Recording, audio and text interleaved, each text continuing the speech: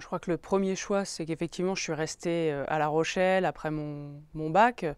J'étais pas forcément hyper mobile, j'aimais bien La Rochelle, j'avais mes amis, ma famille, je pratiquais le handball. J'ai choisi le droit parce que je m'intéressais au fonctionnement de la société, à l'actualité politique et juridique, donc ça a été assez naturel.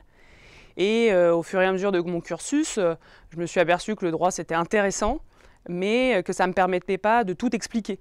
Et j'avais besoin de comprendre. Et la science politique que j'avais découvert au cours de mon parcours m'a intéressée, ce qui m'a amené en fait à bifurquer à partir de la 5e année pour faire un DEA en sociologie politique à Paris 1, et ce qui m'a conduit à poursuivre sur une thèse de doctorat en sciences politiques.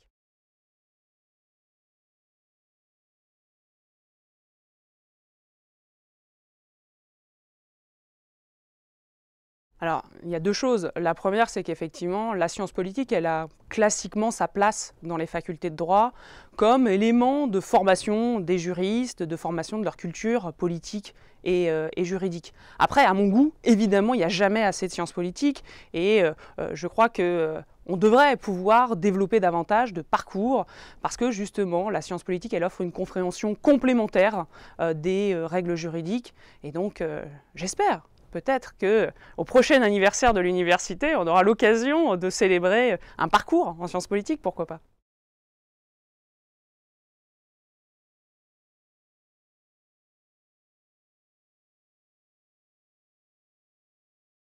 Assez simplement, je dirais, moi ça fait donc quelques années que je suis à la faculté de droit, et j'ai parfois eu l'occasion de regretter, voire de m'agacer contre un peu de manque d'engagement et de responsabilité collective. Et donc forcément, quand il a fallu se prononcer, constituer une nouvelle équipe lors des dernières élections de l'équipe des Canals, bah, naturellement, je ne pouvais pas me défausser, et donc j'ai accepté de participer à cette équipe dirigée par le doyen Thierry Poulenrem. Et donc pourquoi, après, assesseur délégué à l'alternance et à la formation tout au long de la vie? Parce qu'il nous a semblé que c'était un enjeu important aujourd'hui du développement de l'université, sauf que c'est vraiment quelque chose d'un peu à part, c'est pas encore au quotidien dans nos métiers, et donc mon rôle c'est d'essayer d'accompagner sur des questions qui sont à la fois des questions pédagogiques, mais aussi des questions d'ingénierie financière, etc. Bon, après, bien évidemment, ça dépasse très largement la question de notre domaine de compétences, alternance et formation tout au long de la vie, mais c'était, je crois, qu'une obligation quelque part de participer aux responsabilités collectives.